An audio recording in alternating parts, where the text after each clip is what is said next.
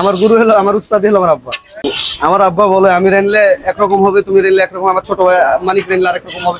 আমাদের দুইটা দোকান, এখানে আরেকটা দোকান আছে আপনার চাচার হাতে যাবে। আমার উপর দিকে কেউ গোশ বেশি বেশি পারে না, ফয়সাল বলেন, রিপন বলেন, যাই বলেন, মানে যতগুলো দোকান আছে সর্বমিলে সবগুলোর চাবিতে বেশি হয়েছে। তখন তো আমার আব্বা করতো, আমরা তো করিনি। আমার আব্বা তখন আপনার ওই 2 টাকা প্লেট ভাত আর 6 টাকা পিস গোশ ছিল, সকল বড় বড় পিস হতো এরকম। এই রাজশাহীতে কালাভুনা নামটা তো আমি দিয়েছি, আমার পর থেকে না সবাই দিয়েছে কালাভুনা কালাভুনা, বুঝছেন না? কেউ কালাভুনা, কেউ ভাজা, এরকম নাম দিয়ে কেউ লাল ভুনা দিচ্ছে, যেরকম নামে পরিচিত হচ্ছে। কিন্তু প্রথম তো আমি সর্বপ্রথমে কালাভুনাটা চালু করছি, তারপর থেকে আস্তে আস্তে সবাই। আমার কাছে 3টা আইটেম পাওয়া যায়, গরু, খাসি, মুরগি। গরুর কালাভুনা একবার 170, দেশি মুরগি 170, আর খাসি 200 টাকা।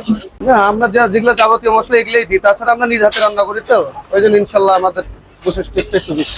আর দেশি পেঁয়াজ সবকিছু আমাদের দেশি।